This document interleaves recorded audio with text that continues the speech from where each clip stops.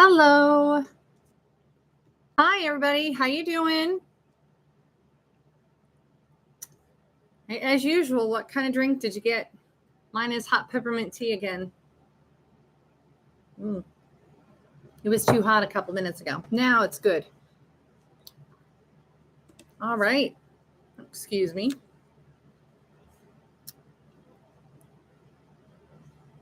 Really glad you guys joined. All of you inspirational influencers. You're an important part of the discussion, and I'm really glad that you're here. So anybody who's here and is able to put in the comments, who are you?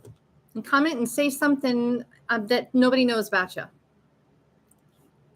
Last week, we talked about combating the loneliness epidemic, and I cited some of the surprising statistics. The one that still sticks with me is that loneliness is as bad for your health as 15 cigarettes a day. That was pretty incredible. And we talked about that one TED Talk about the woman who dresses as though she's Jackie Kennedy. Her name is Molly Kay. And the TED Talk is called, "Is the Cure for Loneliness Hiding in Your Closet?" I personally think that would be a great way to handle everything, how to handle loneliness. Okay, somebody is texting me. It says 11:30. Okay, I don't know what to tell them.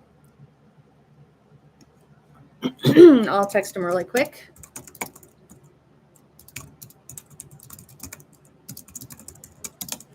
All right, hopefully that works. Hi, Dawn. You going to tell everybody something interesting about yourself or what kind of a drink that you have? Anything?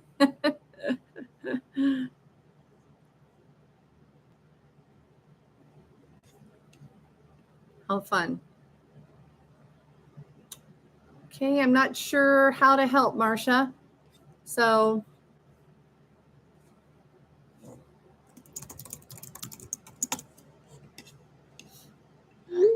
all right. Anyway, like I was saying, last week we were talking about the loneliness.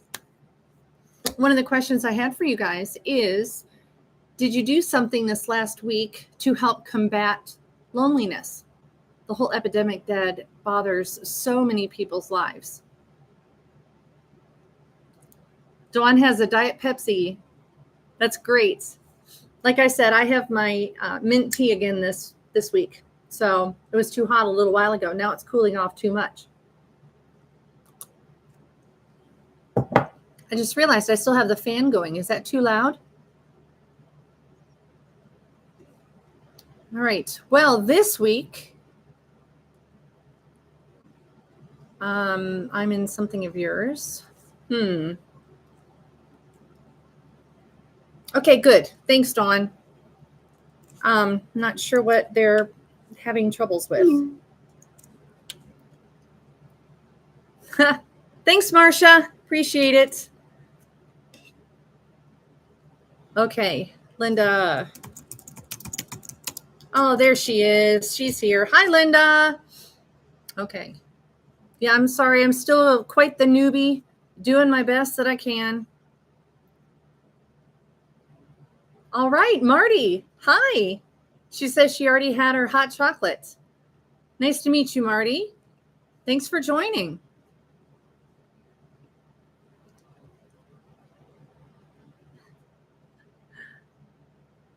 Okay, Linda, you're so funny. I'm waving my phone. I guess that it couldn't be seen. That you're so funny. Okay, so like I said, last week we were talking about loneliness and the whole epidemic and how so many people are tragically affected by it. And the effects of it can be so bad as 15 cigarettes a day. That's awful. Okay. So Patty is she's listening, but anyway, going to get on eventually.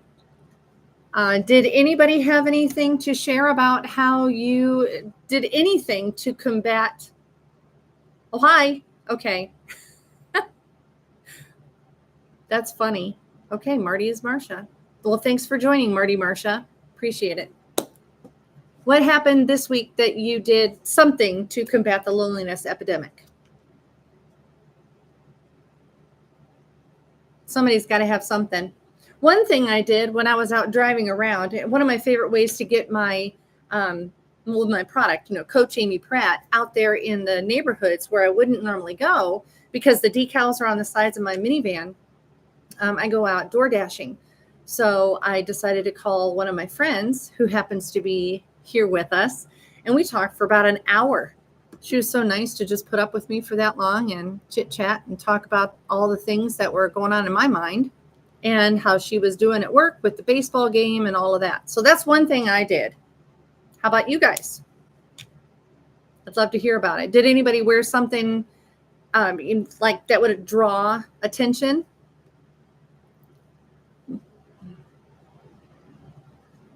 Okay, I'll let you guys respond to that when you get the chance.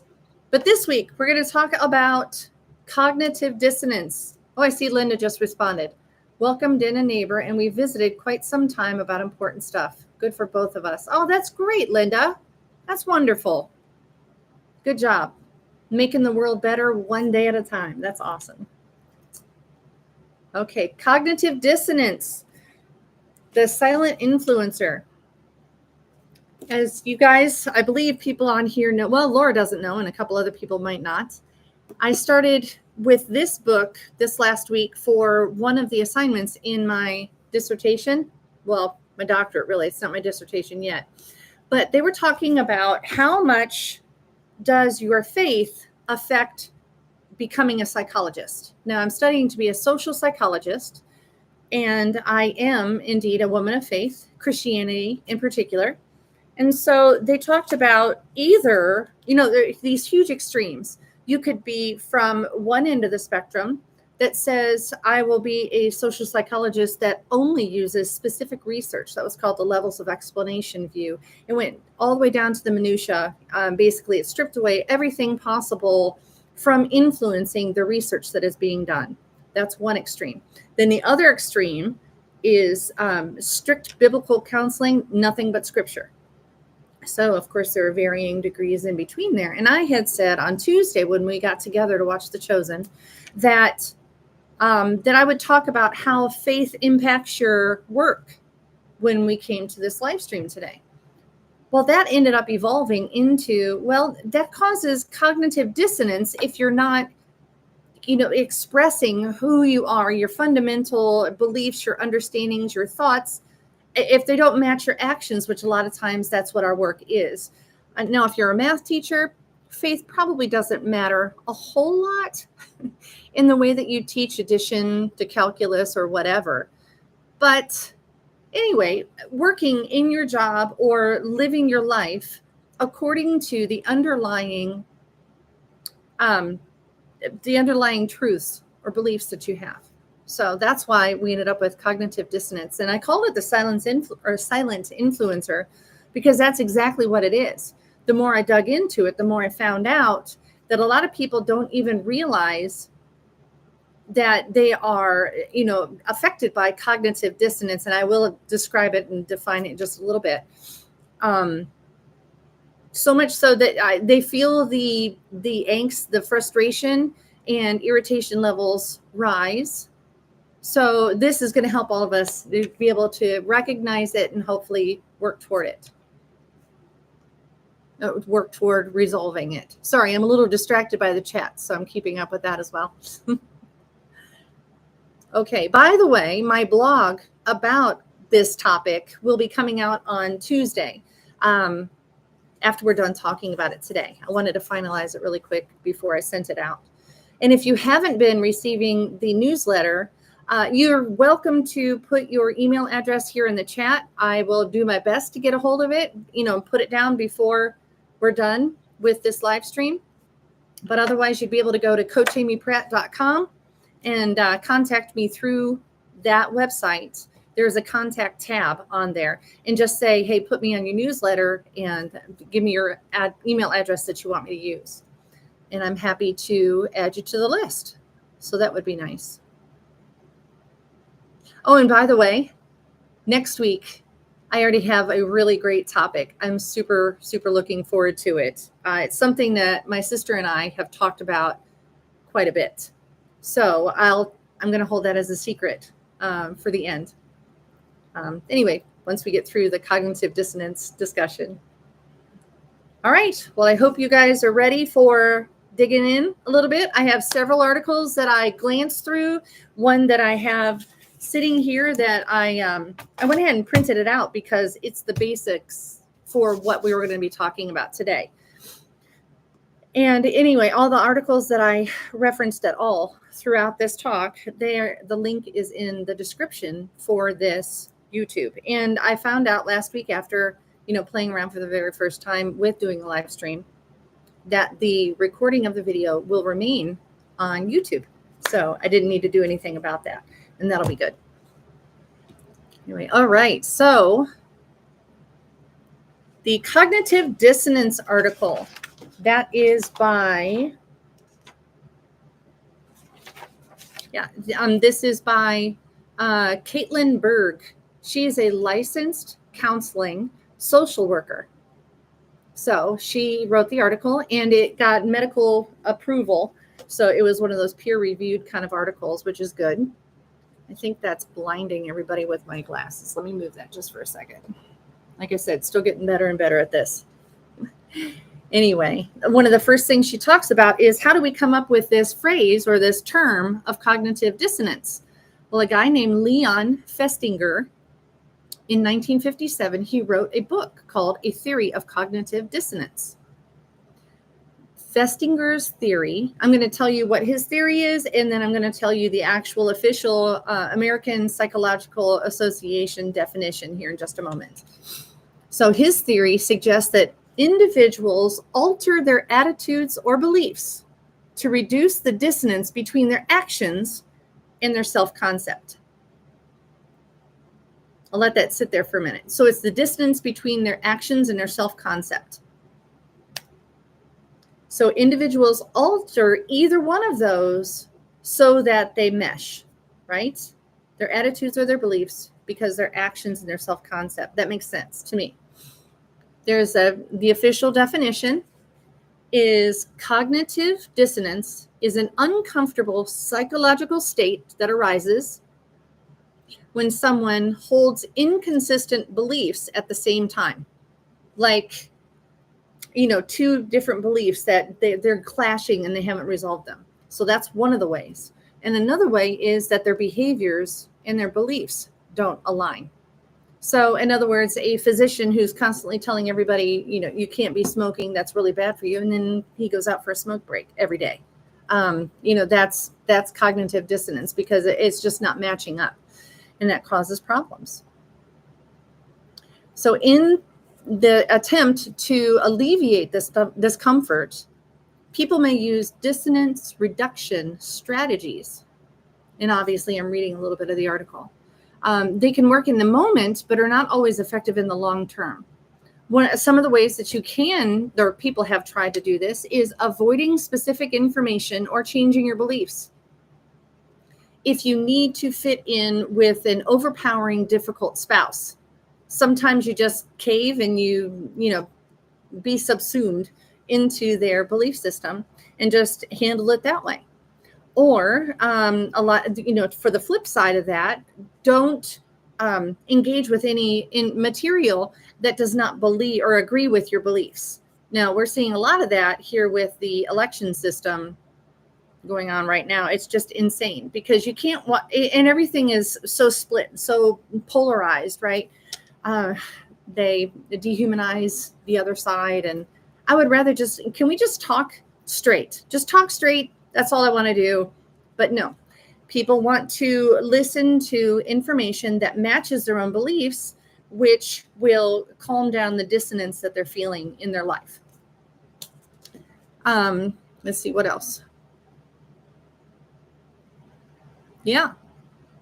Well, I have some examples of cognitive dissonance that are listed out, as well as what I was already talking about. How about a person who sees themselves as a supportive partner or supportive, spouse or job partner, whatever, and then they ignore their partner's complaints about feeling supported or heard, and that causes cognitive dissonance, which can perpetuate into negative interaction patterns. So one person starts feeling ignored, misunderstood, unimportant, because the other person says, well, I am a good partner. What are you talking about? That doesn't make any sense. So that's pretty frustrating. Okay, so the second one that's on this list, it may be individuals avoiding conflict resolution by downplaying some of the problems. Oh man, I know a lot of people like that, where they just want to separate for a while. We'll be okay in a little bit. We don't need to talk about it, whatever. Just give me some time, give me some space. It'll all air out, and then act like nothing is wrong. That's not going to work, because it ends up building up inside of yourself, and that's not healthy at all. They can convince themselves that the issues themselves are not significant. But this avoidance, as she writes in the article, leads to unresolved tensions, building resentment over time. That's not good. Obviously, we want to do our very best. This whole channel, this live stream podcast that you guys are so kind to join in every week, we are trying to use our influence to become inspirational.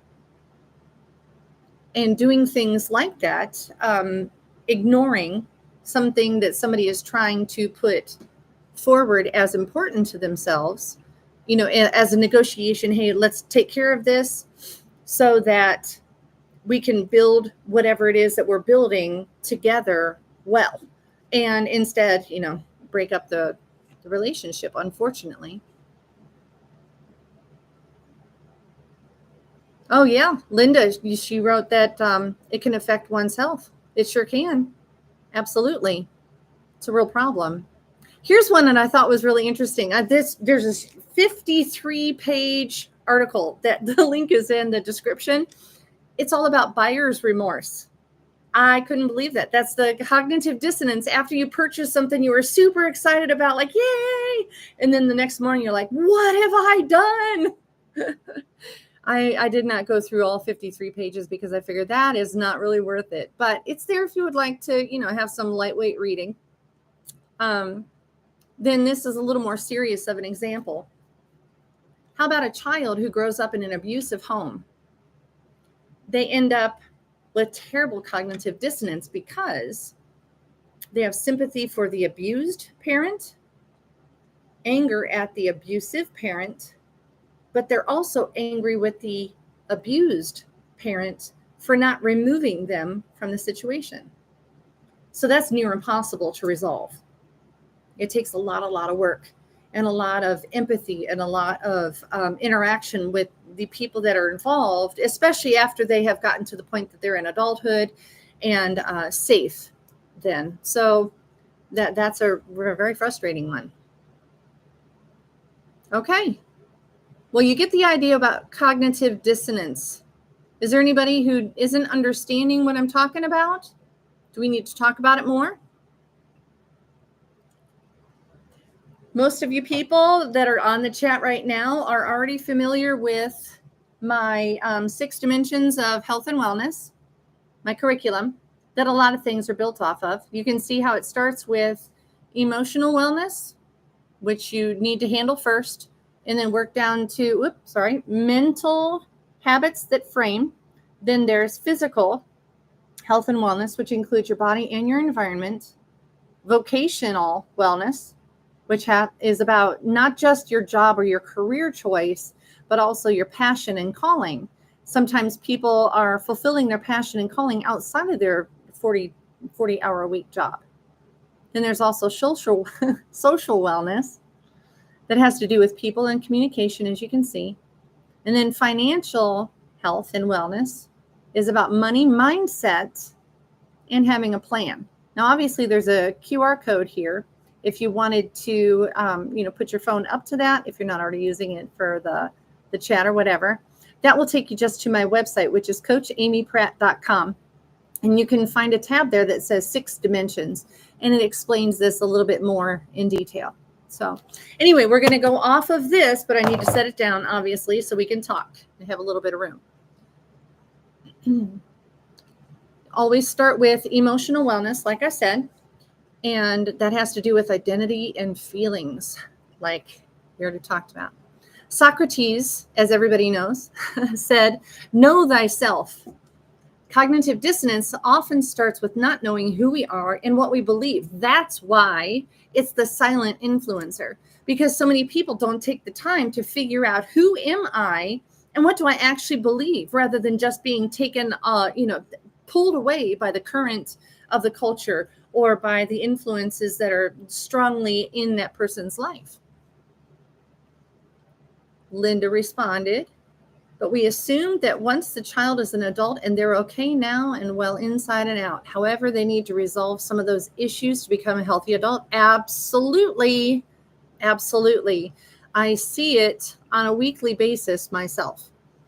Yeah, that's a difficult thing. Just because you're an adult and you're strong and you're on your own doesn't fix everything. Got to heal that inner child, as they used to call it a long time ago. But okay, so cognitive dissonance starts with we don't know who we are and what we believe, why we believe it. That's why I feel so strongly about emotions being first. Emotions and identity. Daniel Kahneman, I believe that's how you say his name, he was quoted in that same article, and he said, we can be blind to the obvious, and we are also blind to our blindness. That's a funny way to say something that's extremely accurate. Okay, so I'm going to quote from this article real quick, the Psychology Today. Individuals might overemphasize their partner's faults or somebody else. It doesn't even have to be a romantic partner, but somebody out there, overemphasize those faults, i.e. the other party, right? When we're talking about the election. While minimizing their own. Of course, we didn't do anything wrong. What's the problem? So I'm not even going to start throwing around some of the things that I've heard about Kamala and Donald back and forth. It's not even worth it. But they minimize their own problems and way overemphasize the other ones.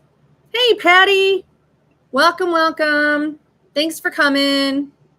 I hope you have a yummy drink and some snacks.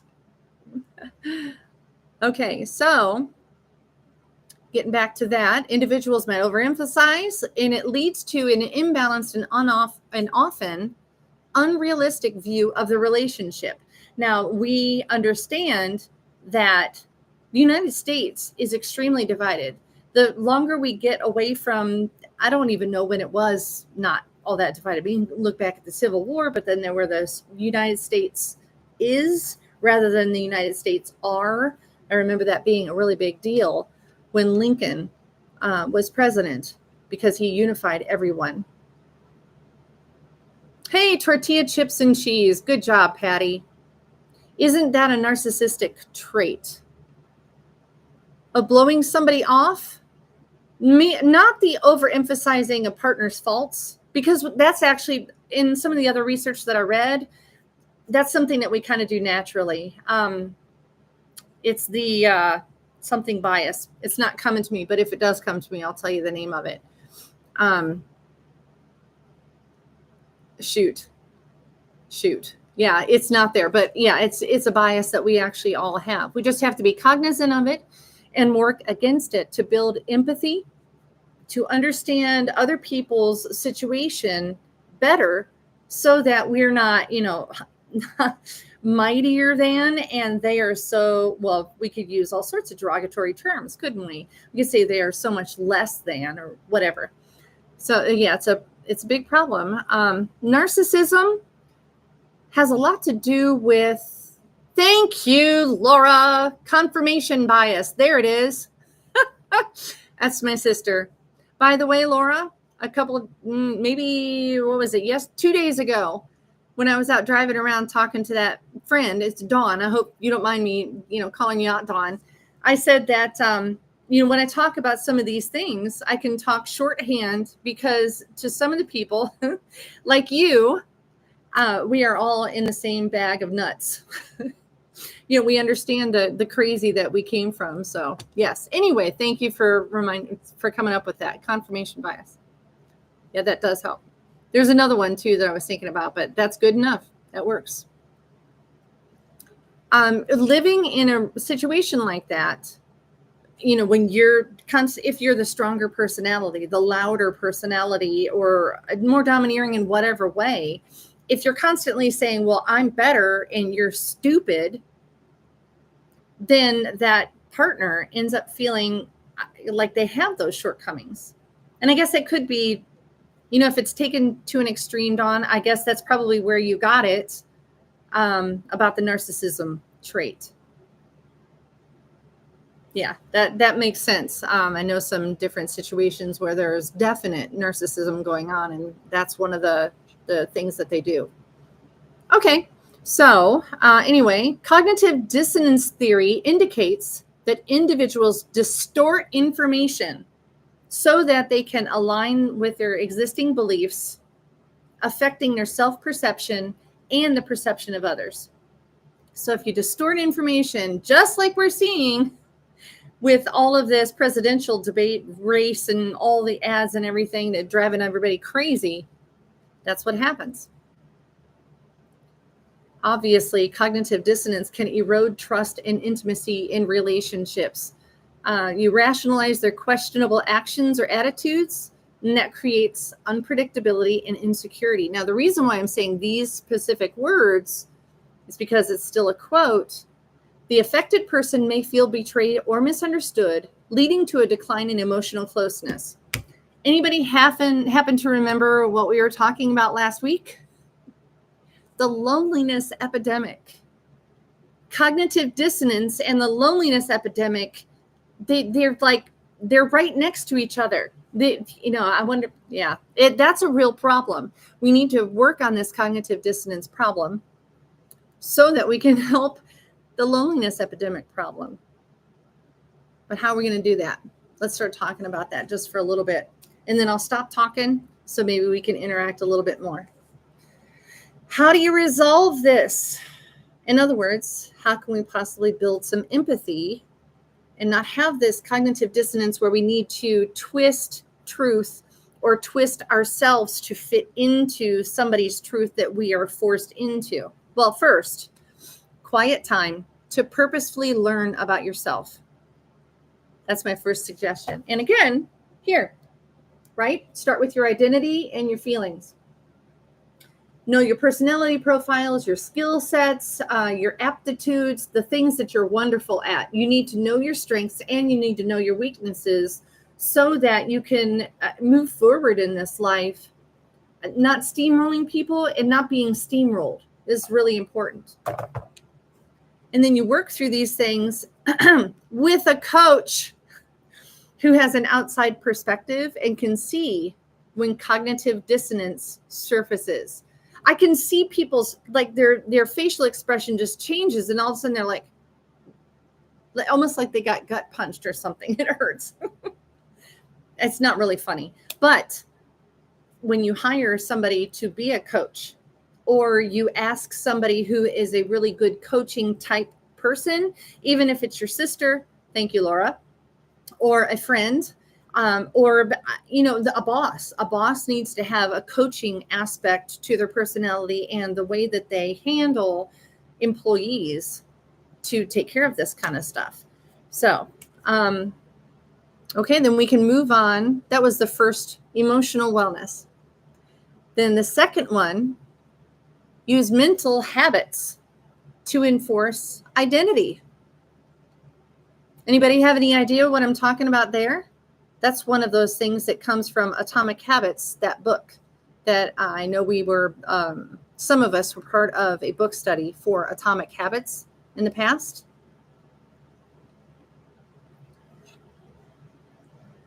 Oh, yes, Patty. I see what you're saying. Yeah, the more we spend time in our computers and phones, this adds to our isolation and loneliness. I agree, Patty. Yeah, it's pretty sad. But then we have computers and phones so that we can do things like this. Ta-da! I get to see you guys and we get to interact almost as well as, if we lived across the country from each other or something, at least we'd be able to connect this way. Mental habits focused in on Christ. Okay? That's a good habit to have. I think that has to do with emotional health and wellness, which is good because as I describe mental habits, which is the second step of the 6 dimensions of health and wellness, my curriculum. Mental habits sets habits in place throughout your calendar, your day, that kind of thing, to enforce all of the other dimensions.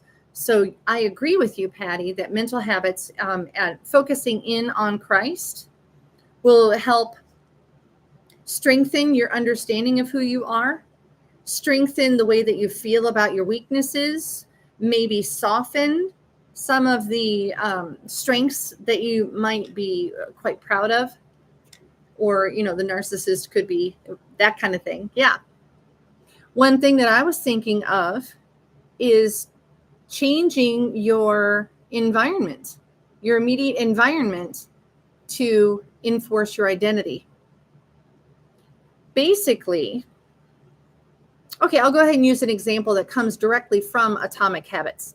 And this man who was having a very hard time trying to get his physical health under control, getting out and actually exercising or eating right, he was really struggling with this. So he had to do something every day for a while just to change his perception of himself and his identity that he portrays to other people. So what he would do is get dressed in his workout clothes all the way down to his running shoes, get in the car and drive to the gym. I don't remember if he actually walked into the gym or not, but he that's as far as he got. Whether he got inside the door or stopped just still being in his car, he was able to say, I go to the gym every day. And it ended up changing his identity, his self-identity, so that he was able to move forward inside his mind, get rid of some of that cognitive dissonance and say, hey, I am doing what I should be doing. I am going to the gym as I ought to. And this is the identity. These are the beliefs, and everything starts falling into line, thankfully, along with his physical health. So that was I love that story that James Clear told there. Linda says, determine what is the truth and speak that to yourself and about yourself. Exactly. It's like we're linked, Linda. Yes, very true. Right. And Patty, let the word of God be our guide. It can guide the focus of my day. Yes, very true. Oh, Linda, that's okay. I cannot interrupt you as easily this way. You're so funny. I love exuberant conversation anyhow. That's good. Okay, so that's mental habits. Setting habits in place so that we can understand who we are and match the environment with us. And that helps lessen the cognitive dissonance and helps us be more empathetic with the people around us. Surprisingly, the easier we are on ourselves, the more understanding we are of ourselves, the more we understand ourselves, the more understanding we are of others. Then the physical health and wellness is the third of the 6 dimensions. And of course, we need to take care of our body, much like that story that I just told. That is changing the environment according to your identity. The doctor who smokes and tells everybody else to not smoke, he needs to set in habits that will lessen that cognitive dissonance by not trying to twist the truth or whatever, but to make it align. And for the healthier is what I would choose, rather than telling all of his patients, hey, you can smoke, it's fine. I smoke, I'm fine. How about we go with, okay, patients, please don't smoke. I'm going to stop smoking too. Let's work on this together. And then, have everything aired out in the open, whatever, however it works. But let's lessen the cognitive dissonance. Then number 4 of the 6 dimensions, I'll pull it back up here. You guys see that is vocational wellness. You're calling in your passion. Are you working in a job that you absolutely hate because you're telling yourself, hey, I've got to have, I don't know, whatever, this kind of a car because my neighbor has that, and I've got to keep up the look. Well, that's going to mess with you like crazy. It's going to make you hate your job even more. You should be working in a vocation, or if your passion is doing something that's not necessarily going to monetize, then you probably do have to have a job that's as close to your passion and calling as possible. But then make sure that you're doing your calling and your passion for a lot of the time, because you're built that way. If you're not living in the way that you're meant to be living, and you're not participating in society in the way that only you can do best, then that's a problem. Okay, then social wellness. How about constantly telling people, I love you? Wait, nuh-uh. No, I don't. Or, let's get together for lunch. I'll call you. And then you don't. I think personally that ghosting and gaslighting fit in here. It causes cognitive dissonance within the social wellness realm. Anybody else agree? Yes, Marcia, you said God defines us. Yes. A lot of times I will use the phrase God ordained identity because people, people try to, you have to have this underlying philosophy that you live your entire life according to. That's what we're talking about with this cognitive dissonance, where if your underlying philosophy says one thing, but you're living a different way, then that's going to cause that dissonance. It's going to exude, like our influence will exude to people around us, and we're not going to inspire. We're going to damage with our influence rather than inspiring and lifting other people up. So yes. Yes, Linda. From what I remember, it's been a while since I've read the book, and obviously that's just one little snippet inside the book. But I remember that it did start an entire health and wellness, physical health and wellness track that he was successful in. So that was quite the story. I was inspired by that. Obviously, I remember the story. So yeah. Then, oh, by the way, one of the ways that you can help cognitive dissonance in social wellness is to align your identity with others who support you and have emotional wellness themselves. I don't know why I'm stumbling all over this, but identity and self-awareness. I think that our little community here, that's what we're doing. So being a part of this community is helping get rid of the cognitive dissonance, helping to resolve it by being around people that are like-minded and able to build each other up and support each other. So I thought that was fun when I realized that. All right, then number 6, the 6th dimension, as you guys probably have heard me say to death. There it is. Money mindset and plan, financial wellness. That's a breeze. Once you have everything from your identity and your emotions, and then your mental habits and your physical health and wellness, and then your vocation, and then your social wellness, if you've gotten rid of as much cognitive dissonance as you possibly can in those, finances are super simple. All you need to do is just put your money where your mouth is. That's it. It's no problem.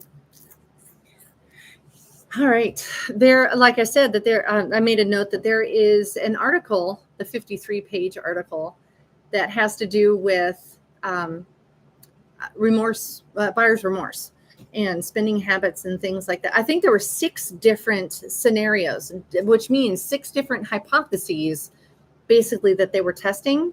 And that's why I didn't get all the way through it. But I thought cognitive dissonance and finances, that makes wonderful sense. I completely understand that. Okay, I'm going to quote Carl Jung, if you guys remember him from decades ago. He said, one of the ways to combat cognitive dissonance and become inspiring influencers with that topic, Carl Jung said, until you make the unconscious conscious, it will direct your life and you will call it fate. So, like I said, cognitive dissonance is the silent influencer. And Carl Jung agrees. It will direct your life and you will call it fate. So embracing this journey of self-awareness, I'm quoting the article again from Psychology Today. Embracing this journey of self-awareness and continuous learning not only enriches our relationships, but also empowers us to become more open-minded, resilient, and self-assured individuals ready to face the complexities of life with confidence and grace. That sounds inspiring to me. And a lot of what she wrote in that article, that's the verbiage that I use. Self-awareness, continuous learning, lifelong learning, always, never stop. There's always ways to improve or to learn more or to become more empathetic by rubbing shoulders with even more people that are very different from you. My sister lives north of Fort Lauderdale, and one of the things she loves about that particular city that she lives in is that it has, I forget the name of the scale, but the diversity scale. And there is 99% diversity, which means of the next 100 people that you come across in your neighborhood or wherever, 99 of them are going to be diversified from you. They're going to be different than you. And so it's been a really great environment for her to rear her children so far in that. So yeah, they can understand empathy from a very young age. All right, the article gives a few ways to mitigate cognitive dissonance in relationships specifically. So the first one is open communication. That's kind of what we were just talking about with Laura and her environment that she has down there. You make yourself available and open to communicating with people honestly and address the issues that are causing problems, the cognitive dissonance.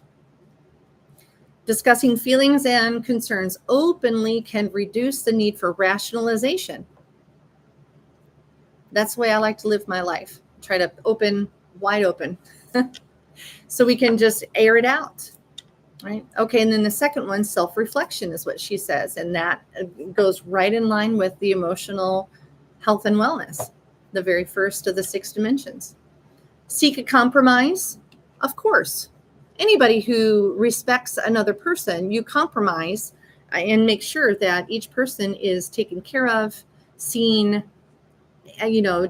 They're part of the negotiation. They matter. Just like you guys coming here and being part of the conversation, you belong here because your input is valuable. We should remember that when we talk to others. When we negotiate any kind of a conversation, what makes each other comfortable, we should be trying to achieve that anyway. Then number 4, when she's talking about ways to mitigate cognitive dissonance, she says therapeutic support. I have to tell you, coaching is good. Get a hold of me, coachamypratt.com. We'll talk. We'll work through the 6 dimensions of health and wellness and be able to do wonderful things. Or if you are a manager or business owner and you would like for me to come in and talk to your staff or everybody that works there about these kinds of things, then I can do seminars on all these subjects and help everybody out. Build a team that is strong and supporting each other and without gaps in the workflow, all of that. So, all right, then another one, number 5, focus on growth. Lifelong learning. Practice empathy. I know that sometimes people, they grow up with personality disorders because of the environment that they're in. For example, antisocial personality disorder, they can't feel empathy. Like they don't feel the things that we're born to feel. Like the connection that you would have with someone if that person is taken away for however it happens, the relationship is broken or put on pause. Most of us would feel that ache. We would go through grief. Well, ASPD, they don't feel that near as much. So one of the things that they need to do with cognitive behavioral therapy is practice empathy. You need to practice empathy. Keep practicing it, keep seeing it until you can have cognitive empathy at least. So practicing empathy is very important. Sometimes people are terrible at acknowledging their mistakes, but that's number 7 on her list.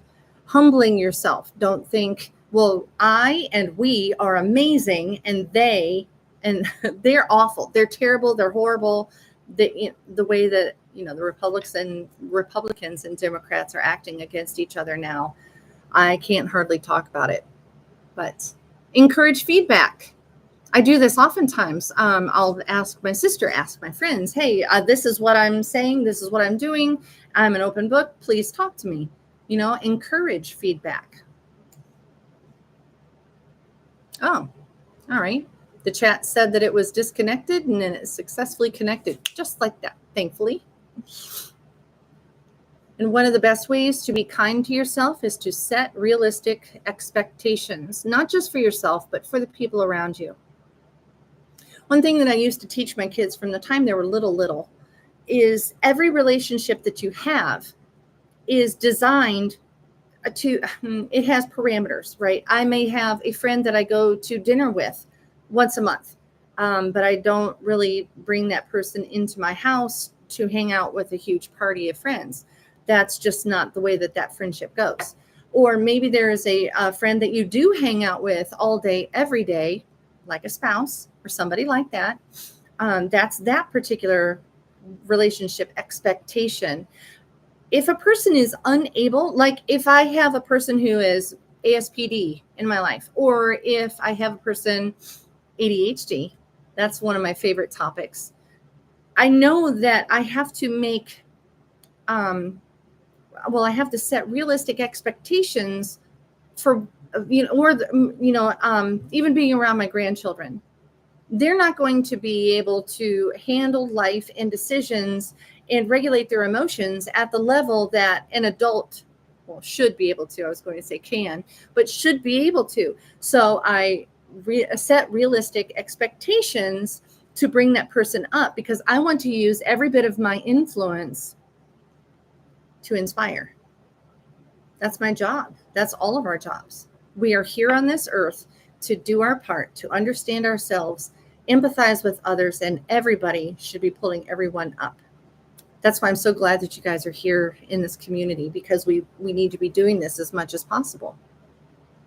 And by the way, I did come across an article that rated the happiness level of people who didn't go to church, who did go to church, and those who went to church multiple times a week, more than one. There was none, one, and more than one.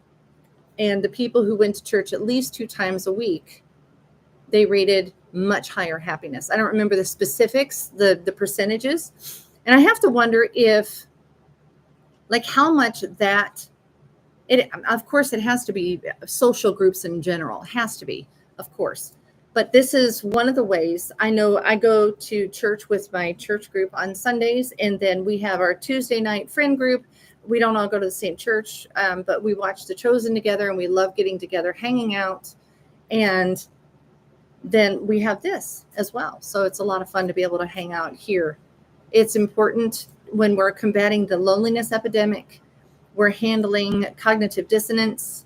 We need to be practicing empathy and cognizant of these things so that we can inspire other people, bring them up, and use our influence for better. Okay. My goodness, it's already 48 minutes. All right. Does anybody have anything to say? Because remember, I still need to tell you that the topic for next week that I'm excited about. But I do have some exciting news just before I tell you next week's topic. You guys are going to love this. Look at that. This is my book.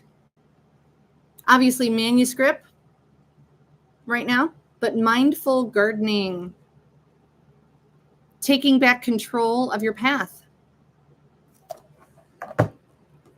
That is a book that just everything came all into one about a week ago. No, it was actually just Wednesday. And all this information came out. And yeah, so that is Stephanie. Oh, thank you, Patty. Stephanie, my daughter, she came up with the idea of mindful gardening, because a lot of the things that I talk about in here has to do with that mentality, like walking in a path toward the horizon where your goals are, like your lifelong goals. So if you'll excuse me just for a second, I will tell you a little bit about this, because pre-sales are able to start now. The book is $20, and the ebook download PDF style will be available on October 11th. I'm very excited about that, and I know that all of us try to support local businesses, small businesses. I go to my hairstylist. She has run her own business for decades now, and I make sure that I go to her for whatever I can.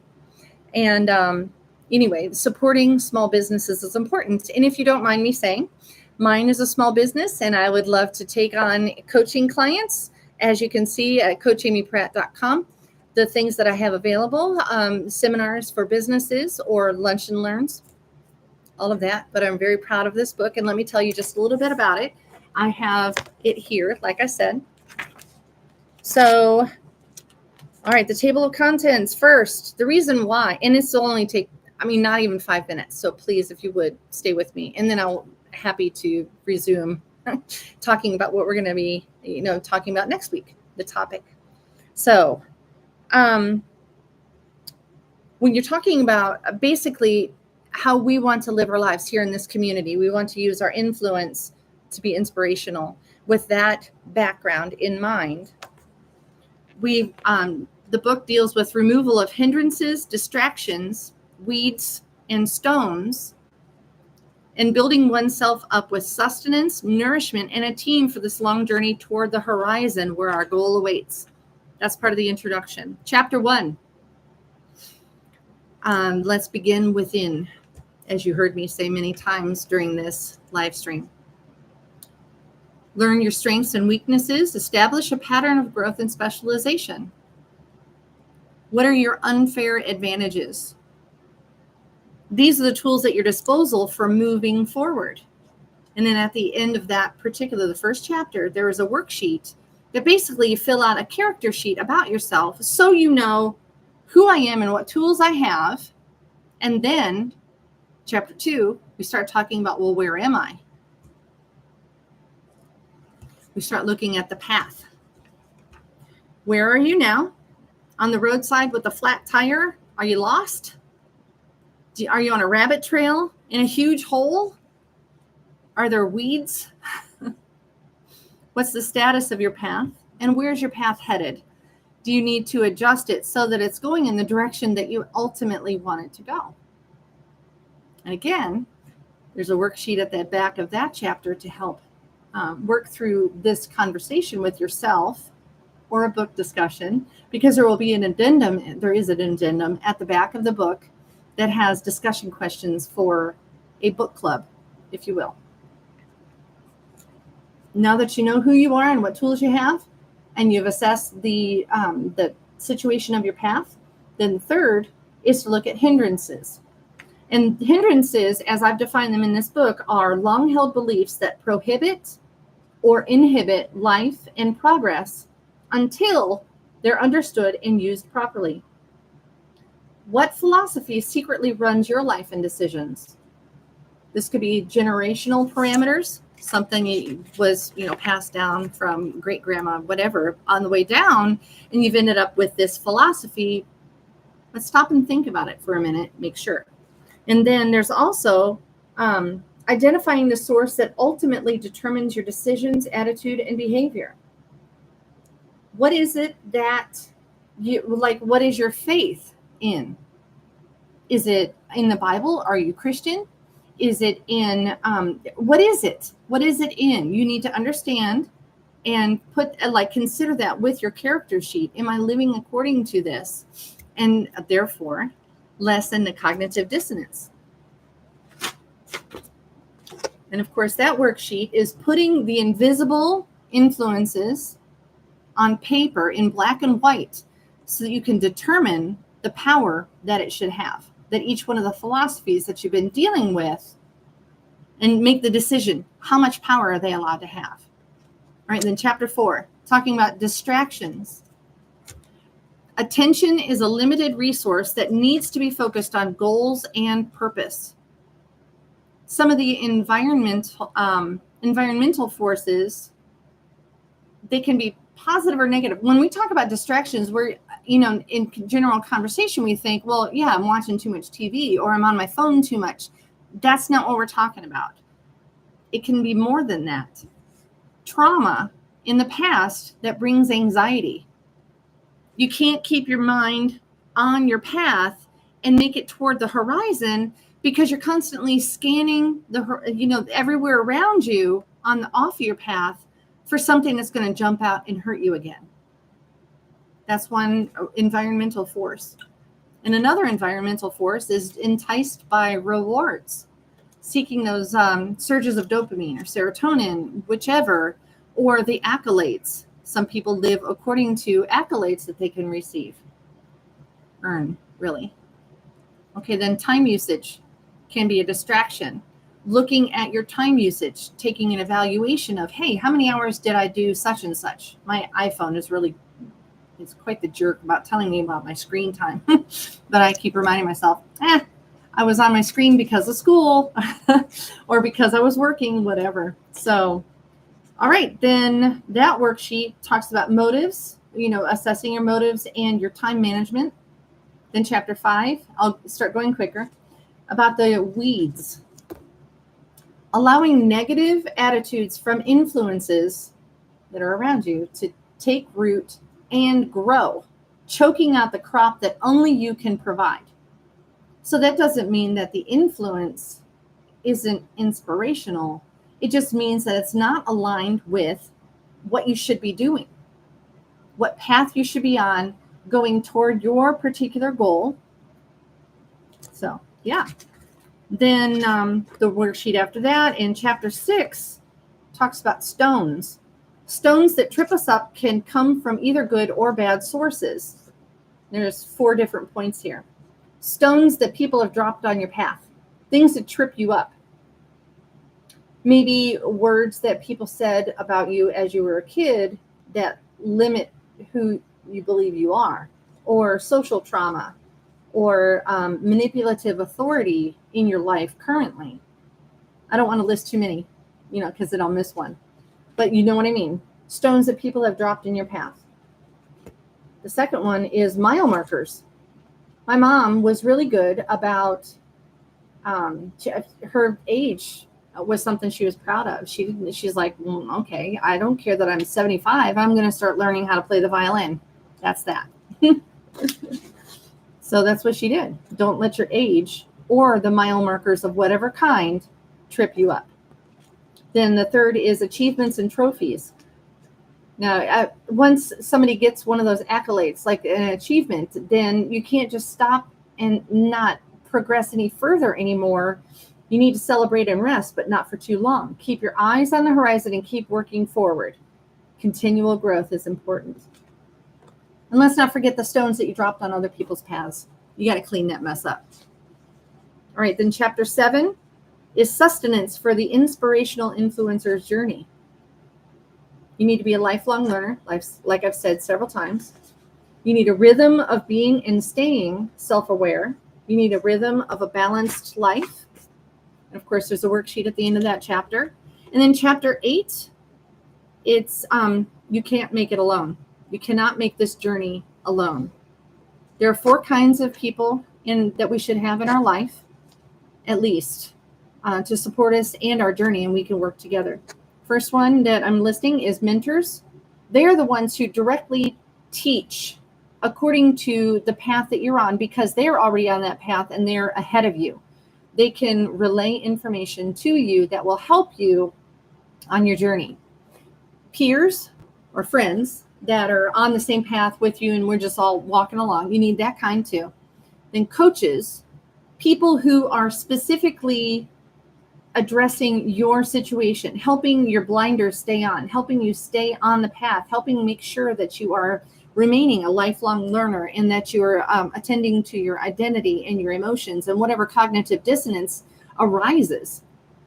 And then there's also cheerleaders, which are just wonderful to have. Like, woohoo, go, go, go. You're doing such a great job. And this doesn't even have to be people who are on the exact same path as you. So it's wonderful. All right. And then the last chapter, which is chapter 9, wraps it all up and encourages the reader. So you can see why I'm super excited about this book. Like I said, pre-orders, you're welcome to go to CoachAmyPratt.com. Get a hold of me through the contact so you can find out more information. I will keep everybody updated on the timetable. Well, I mean, I already said it's going to be ready October 11th for a download if you would like to have that then. But any purchases that happen ahead of that time help me be able to get this printed to be able to give people physical copies and such.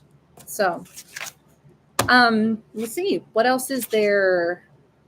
Oh, eventually, a week later on October 18th, for anyone who would want, and by the way, this is not a Christian book. You've heard what I've said, but if you are a Christian, you want the scriptural references and the things to build up. If you wanted a Sunday school type study, as opposed to the book study that I have already put into this book, then why not send out now the information of ordering the book now? I'm working on that link.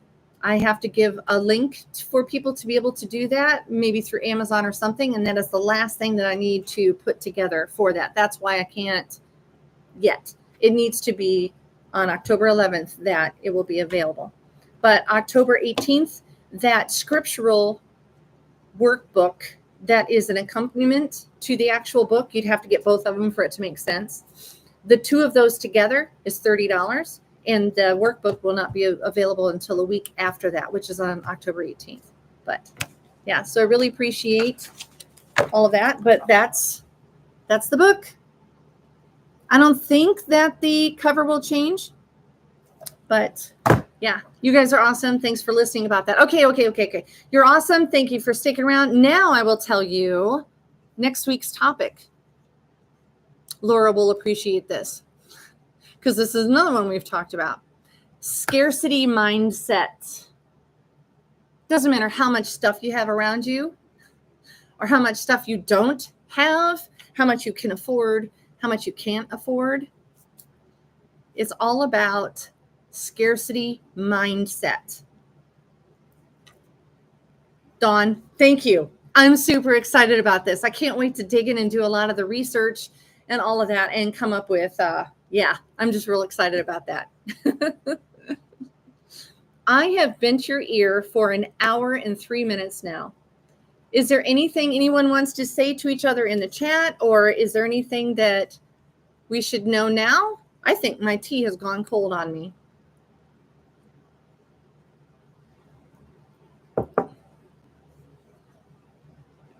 Well, you guys are amazing. Thank you, Linda. I appreciate that very much. Hopefully it has set your mind in a particular way so that you're looking for these opportunities this next week. Anytime you're feeling like, if you feel that like dissonance inside, think about what we talked about today. Also think about the emotions wheel that several of you are familiar with. If you have gotten any kind of benefit from this YouTube live stream, then I would appreciate if you would subscribe to the channel, comment, obviously, like the video, and even if you would share the video link any place that you find that it would be valuable to other people, share it with others and help get the word out, because I think that this is such an incredibly important topic, not just because this is my bread and butter.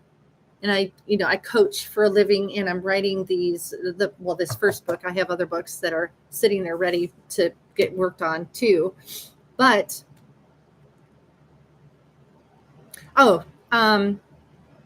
anyway, if you would please share this information with others, because as I said last week, we all have influence. Let's work together on influencing others around us. Let's spread positivity and take care of each other rather than beating each other down. We're in that environment now, like I keep referencing, with the presidential election coming up. There's lots of beating down, lots of derogatory. Let's work against that this week. So, okay, Linda, how long should we expect each gathering to last as we tell others about this? Well, last week it was 45-ish minutes, really close to 45 minutes. This week, an hour and 5 minutes. I can't imagine it going longer than this. I will do my best to stick within a particular time frame. Hopefully this has been a good amount of time, acceptable and intriguing and all that, helpful, throughout the whole thing and not just filled with fluff. So hopefully that answers your question. And don't forget that the links are in the description for this YouTube video. Oh, Linda, we'll have to work on that. Maybe I can do that with you when I see you next. Yeah, it has to do with if the live stream currently is taking your entire screen, then that's part of it. You need to minimize it so that there's a subscribe available. But we can talk about that real soon. Just don't let me forget about it. But thank you very much. I love you guys. You matter to me. You matter to the world. You have valuable input and influence that you can use to inspire others. And I hope that you do. Thank you so much. I will see you guys next week when we talk about scarcity mindset. Bye, everybody.